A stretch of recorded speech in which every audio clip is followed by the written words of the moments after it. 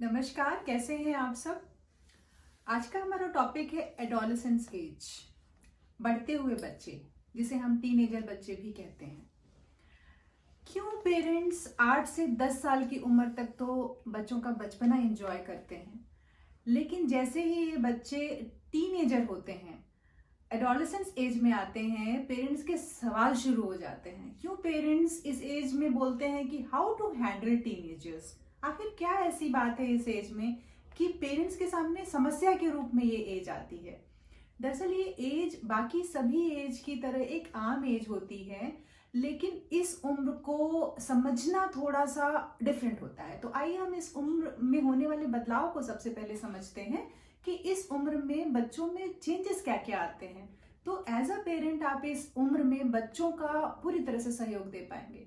सबसे पहले तो जानिए कि इस उम्र में बच्चों में जो चेंजेस आप देखते हैं वो देखते हैं कि उनके मूड का स्विंग होना, मूड का शिफ्ट होना। दरअसल इस उम्र में बच्चों के ब्रेन का वो पार्ट जो डिसीजन मेकर होता है, जो इमोशंस को कंट्रोल करता है, जो सिचुएशंस को हैंडल कैसे करते हैं, वो जो ब्रेन का पार्ट है वो अंडर कंस्ट्रक्शन होता है, उस पर अभी भी काम चल रहा होता है। जो ब्रेन बच्चों का 6 साल की उम्र तक 95% तक डेवलप हो चुका होता है, वो ही ब्रेन इस समय मोल्ड हो रहा होता है, जो कि 18 साल की उम्र तक इसमें चेंजेस होते रहते हैं।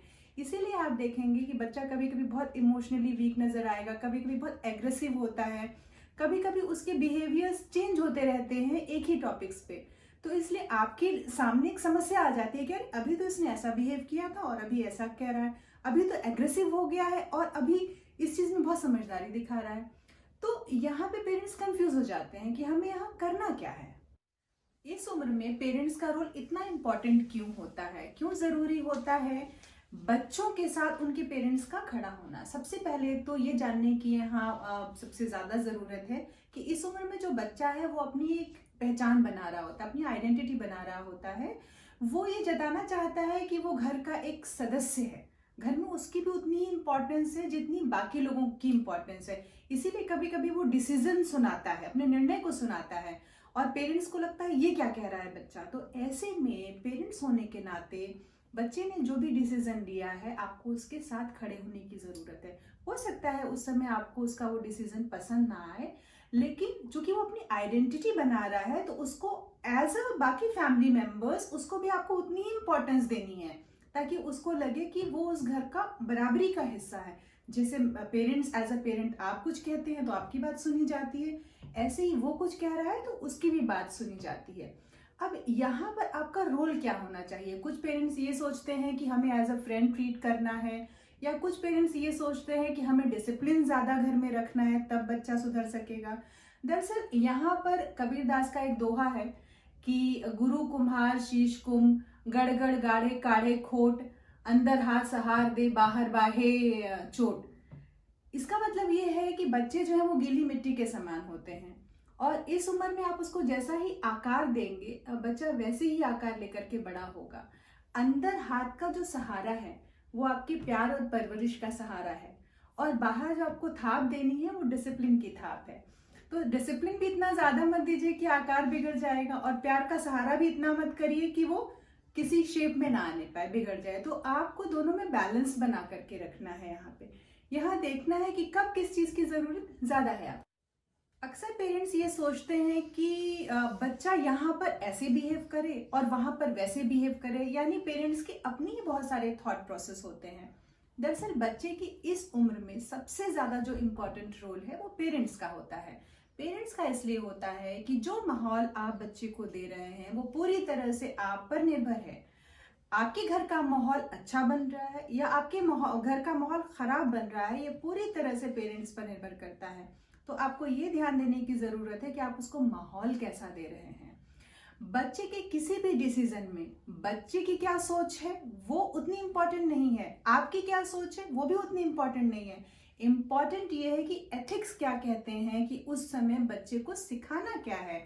बच्चे ने अगर कोई बात गलत बोली है और आप तुरंत उसको डांट फटकार दें तो हो सकता है बच्चा अगली बार से अपनी बात आपसे न कहे, जो कि ठीक नहीं है। इसलिए आप उसकी बात उसके दोस्त बनकर सुनिए, ताकि उसे लगे कि इनको मेरी बात सुनने में इंटरेस्ट आ रहा है, तो अपनी गलत बात भी वो आपसे ही शेयर करेगा।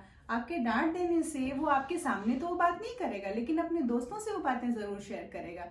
इसलिए ज़रूरी है कि अगर पसंद आए या पसंद ना आए, बच्चों के दोस्त बन के उनकी बातों को सुनिए और ज़रूरत पड़ने पर, समय आने पर उनको बड़ों की तरह उस बात के परिणाम भी बताइए कि तुम ऐसा करोगे तो इसके परिणाम ये होंगे, ताकि बच्चा आपका निर्णय सही ले सके। कुछ पेरेंट्स के अक्सर ये सवाल होते हैं कि बच्चों का बिहेवियर ठीक नहीं होता है, और ऐसे में पेरेंट्स होने के नाते उनकी बच्चों से बहस हो जाती है, वो बच्चों को डांट देते हैं और बच्चे भी बहुत एग्रेसिव हो जाते हैं, तो घर का माहौल पूरी तरह से खराब हो जाता है। कभी कभी तो ये बहुत लंबा खिंच जाता है और कई दिन भी लग जाते हैं इस तरह के माहौल को ठीक करने में। या कभी कभी दोनों तरफ से कुछ भी इनिशिएटिव नहीं लिए जाने की वजह से हर वक्त घर में एक टेंशन का माहौल होता है। ऐसे में बड़े होने के नाते आपको ये समझना बहुत ज़रूरी है कि ये बच्चा जानबूझ के नहीं कर रहा है। अगर उसके ब्रेन का एक सर्टेन पार्ट अभी भी अंडर कंस्ट्रक्शन है, जिस पर काम चल रहा है, तो उसके बिहेवियर में इस तरह के सडन चेंजेस आते रहेंगे। यहाँ पे पेरेंट्स को ये करना है कि बच्चा अगर खराब मूड में है तो पेरेंट्स को भी उसी खराब मूड में उसे जवाब नहीं देना है। पेरेंट्स को उस समय शांत रहना है। अगर बच्चा आपसे कह रहा है कि थोड़ी देर आप यहाँ मत बैठिए, मुझे यहाँ अकेले बैठना है, कुछ काम करना है, तो आप जिद में मत आइए। आप ही मत उसको शो करिए कि नहीं मुझे तो यहीं बैठना है। आप उस समय वहां से हट जाइए। आप बच्चे को समझिए कि उसका मूड इस समय चेंज हो रहा है। तो ऐसे में अगर आप बच्चे को समझ करके वहां से हटेंगे, थोड़ी देर बाद उसे खुद ही रियलाइज होगा, और इस तरह करके आप उसमें एक समझ को डेवलप करेंगे। तो इस तरह छोटी मोटी चीज़ों को, अंडरस्टैंडिंग को जब आप बच्चों के सामने इस तरह के बिहेवियर को रखेंगे, तो आप देखेंगे कि आप प्रॉब्लम्स को सॉल्व कर रहे हैं, अपने भी और बच्चे की प्रॉब्लम को सॉल्व कर रहे हैं। एडोलेसेंस एज में बढ़ते हुए बच्चों में पेरेंट्स के साथ उनका कम्युनिकेशन बहुत इंपॉर्टेंट होता है। यानी कि कम्युनिकेशन मतलब आप आपस में बातचीत कैसे कर रहे हैं। दोनों में से आप ज़्यादा समझदार हैं और बच्चा बढ़ती उम्र में है। ऐसे में अगर बच्चों को गुस्सा आता है, जो कि अक्सर आ जाता है, क्योंकि बच्चों को लगता है उन्हें बड़े की तरह ट्रीट नहीं किया जा रहा है, उन्हें बच्चों की तरह ट्रीट किया जा रहा है, और यहाँ पर उनको अपनी आइडेंटिटी भी प्रूव करनी है। तो ऐसे में जब बच्चे एग्रेसिव होते हैं, गुस्सा दिखाते हैं, तो आप उस वक्त शांत रहिए बच्चों के सामने। और आपको किसी बात पे गुस्सा आ भी रहा है तो उनके सामने बराबरी में गुस्सा मत दिखाइए।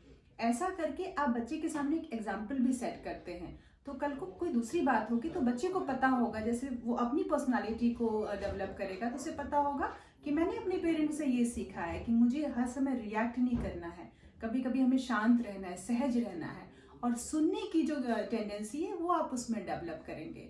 दूसरी चीज़ जो सबसे ज़्यादा इम्पॉर्टेंट है वो ये है कि बच्चे की ओपिनियन को इम्पोर्टेंस दीजिए। बच्चा जो कह रहा है उसको इम्पोर्टेंस देना बहुत ज़रूरी है। कभी कभी आप देखेंगे कि बच्चे आपके लाड और पुचकार को भी एक्सेप्ट नहीं करते, मना कर देते हैं कि हटिए, मुझसे बात मत करिए, और आप बहुत प्यार जताने की भी कोशिश करते हैं तो भी वो आपको दूर हटाएंगे। इसका मतलब ये है कि बच्चा यहाँ पर ये चाह रहा है कि आप उसकी ओपिनियन को इम्पोर्टेंस दीजिए। वो जो बात आपसे कह रहा है, जो बात आपको समझाने की कोशिश कर रहा है, आप उसको समझिए और उसको इम्प्लीमेंट करिए। तो अगर बच्चे की इस तरह की कोई डिमांड होती है जो बिना कहे वो बॉडी लैंग्वेज से दे रहा है, तो आपको समझने की यहाँ पे ज़रूरत है। आप अगर इन सब बातों का ध्यान में रखेंगे, अपना कम्युनिकेशन, अपनी अंडरस्टैंडिंग को आप इम्प्रूव करेंगे, तो कोई दिन मुहूर्त या समय नहीं है इन बच्चों को समझने के लिए। ये रोज़मर्रा के काम करते हुए आप बच्चों को समझ सकते हैं। बच्चे परेशान होते हैं, स्ट्रेस में होते हैं, और आप नोटिस करेंगे वो कुछ बोल नहीं रहे हैं और आपसे दूर रहने की कोशिश कर रहे हैं, डिस्टेंस मेंटेन कर रहे हैं। ये उस उम्र में बहुत आम सी बात है। ऐसे में माँ बाप होने के नाते उनके सर पे हाथ ज़रूर फेरिए, उन्हें ये एहसास दिलाइए कि ठीक है, अभी तुम परेशान हो, हम तुम्हारे साथ हैं, तुम्हारी कोई भी प्रॉब्लम है, हम तुम्हारे साथ खड़े हैं। और उन्हें जब उनका मूड ठीक होता है तो उन्हें समझाइए ज़रूर। उनको प्यार की भी बहुत ज़रूरत है, उन्हें दोस्त की भी ज़रूरत है, और उन्हें माँ बाप की सबसे ज़्यादा ज़रूरत है। तो ये सारे रोल आपको इस उम्र में प्ले करने पड़ते हैं। तो मैं उम्मीद करती हूँ कि हमने जिन बातों पे अभी चर्चा करी है, ये सारी ही बातें अगर आप इम्प्लीमेंट करेंगे तो आपके बढ़ते हुए बच्चों को उनके टीनेजर एज में, एडोलेसेंस एज में, उनके डेवलपमेंट में बहुत काम आएंगी। नेग्लेक्ट मत करिए इन सब बातों को। ये बातें छोटी नहीं हैं और बहुत बड़ी भी नहीं है, सिर्फ समझ और सूझबूझ के साथ इनको इम्प्लीमेंट करना पड़ता है। आप देखेंगे कि आपके घर में चेंजेस ज़रूर आएंगे। तो आप सब अपना ख्याल रखिए, बच्चों का भी ख्याल रखिए। Stay healthy and stay positive. Thank you.